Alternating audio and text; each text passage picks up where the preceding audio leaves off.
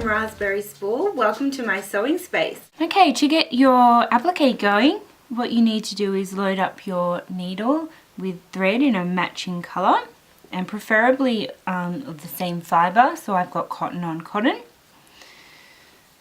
And we're going to start on a straight edge, and I'm going to pick up the very edge of this fabric here and fold it under with my needle. So you can see how I've done that there. I'm going to bring my needle up underneath for the starting point. It does have a knot in the edge of it, in the end of it. And what the aim of this is to get your needle and thread up in the fold of this fabric. Alright, now as we get to the outside corners, like these ones, what we need to do is we need to start managing the bulk that will be created as part of it. So instead of coming and starting swishing under around here like I normally would, I'm going to come a step forward, and then what I can do from there is actually manage the bulk that way. So I'm kind of like reverse gathering, or no, not reverse. So I'm gathering all this underneath, making sure that it's nice and flat and looks like how I expect the finished product to look. And so then I can keep going. Now you might want to do slightly smaller stitches around the bend, just to keep everything in place a little bit better. Again, instead of swishing under right here where you normally would, come a step forwards and swish under that bit. Manipulate that into place. You can press it with your fingers, make sure you're happy with it, and then you can start stitching.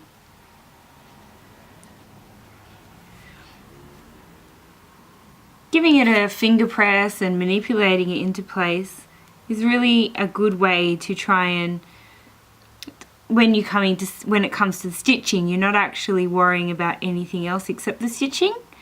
Some other methods, you're trying to needle turn and stitch and do a few other things at the same time. This way you only have to concentrate on one bit. Now as we come to the inside curves, we have a little bit of a different problem to tackle, and that's that we're going to run out of fabric to actually turn under. It'll get too tight. So what we do is we're actually going to clip these curves just by making a little incision. It's going to be about the width of your seam, about 1/8 of an inch. Now this is quite a deep wide turn, so we want to probably do around about 5 little clips there to make it a nice consistent little swish around. Any less it starts to get a bit triangular as we go around.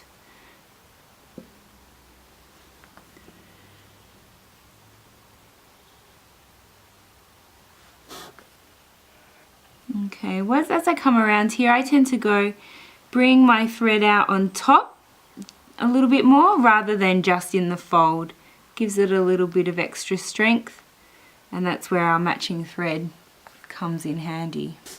Now I'd just like to make a note about your stitches.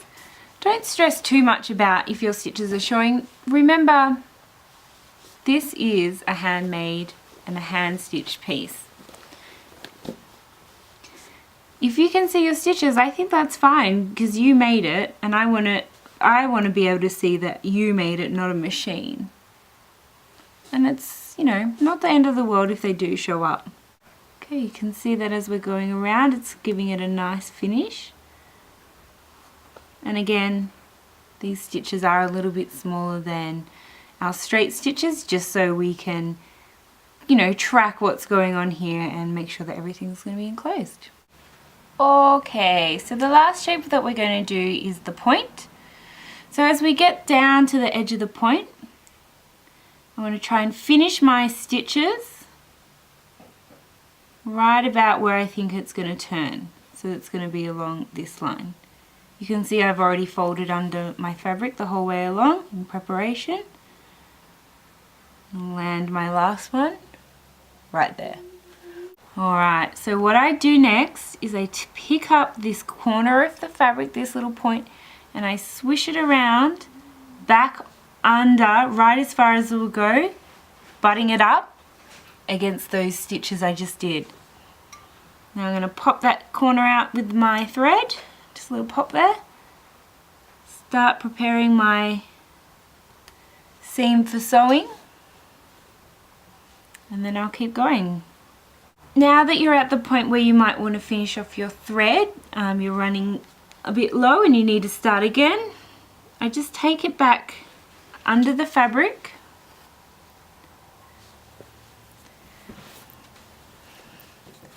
and I just do a little back stitch underneath.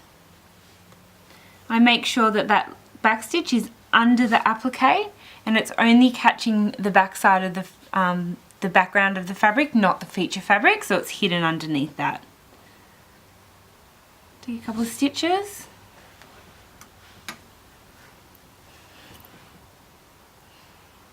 Snip it off and we can get going again.